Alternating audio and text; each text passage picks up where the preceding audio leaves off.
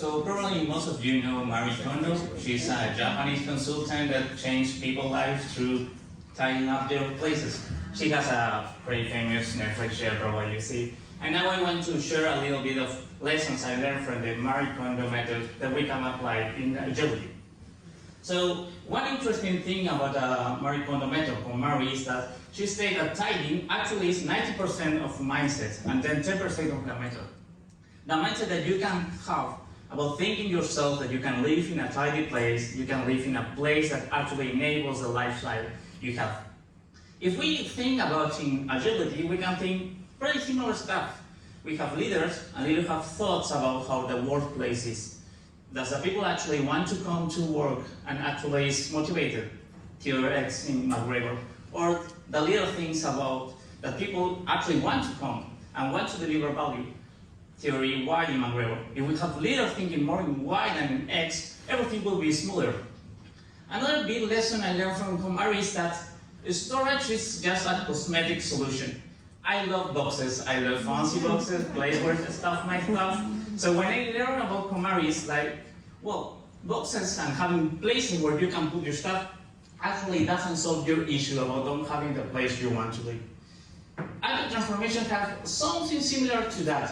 You could say in the, you have like post-its over there or open spaces. In the now virtual world, you have mirror over there, infinite Zoom calls that actually don't solve the issues that the organization has. So how does KonMari start?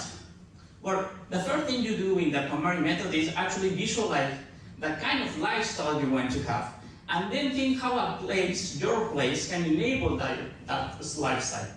So if we come to think about the organization, we can also think that what kind of organization we want to be. We want to be a company that excels in customer intimacy, or we want to be one that have operational excellence, or a product leader. And after that decision, we can start going to a journey to having agility to enable that vision statement of the company. So the first thing we do when we do KonMari is tidy by category, not by room.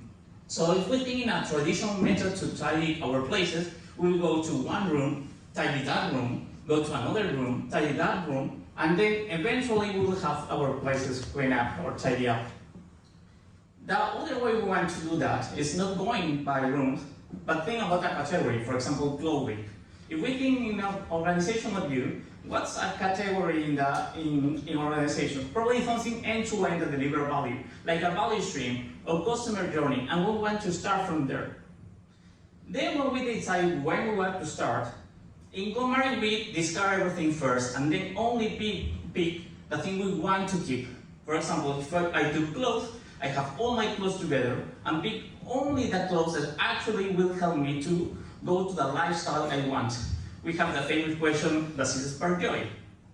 The same thing can be thought in an organization. When we choose a value stream or a customer journey, we can think, well, what's the essential things that actually will help us to deliver value in that specific value stream and get rid of everything else if possible. But even if we are talking about discarding things, one important thing in the KonMari method is when we discard anything we own, we thank them because they probably will have given us happiness in any stage. Maybe I use this t-shirt 59, or maybe I haven't used it at all, but I was happy when I bought it. So everything we have has a purpose and we have to thank them. So when we are evolving our organization, we can have to do the same. We have to look back, look at the process structure we have, the journey we have to thank them, to the people to build that, and now we can think that, well, if we want to move forward and do different things, we can move forward and go for that. But even though KonMari method is about 90% culture, there's 10% about technique and craft. You probably have seen videos about how there's a particular way to fold a t-shirt, so that t-shirt can be actually preserved. The same will happen in our organization when we thought about craft. So it's not everything about culture, not everything about mindset. We have to think about the craft, we have to think about the excellence, the technical excellence, and have the resources and focus to let them try. There's a couple of things I learned from the KonMari method about change. One thing is that boxes need to adjust the fold and not the fold to the boxes. So if I learn a way to fold my clothes that will preserve them, and I have a box that doesn't fit that clothes, I don't want to squeeze the clothes to just fit the box. So the same thing can be thought in an organization. If we have figured out a way to deliver value in a better way, and we have probably processes, structure, metrics that doesn't align with that, we just don't change the way we get great value to just plug in. We try to change the processes, the strategy, or anything else that helps us to deliver value. The second thing I learned from the KonMari method about change is that in KonMari, the sentimental stuff, the things we're attached to, are the last thing that we want to try to get rid of or discard, because there's a major emotional attachment to that, and it's difficult to do that if you haven't gone through that journey to using the method.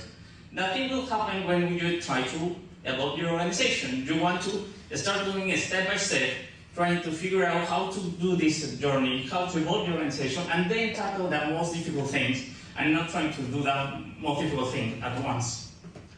And the last lesson is actually an invitation to learn a little bit about the KonMari method.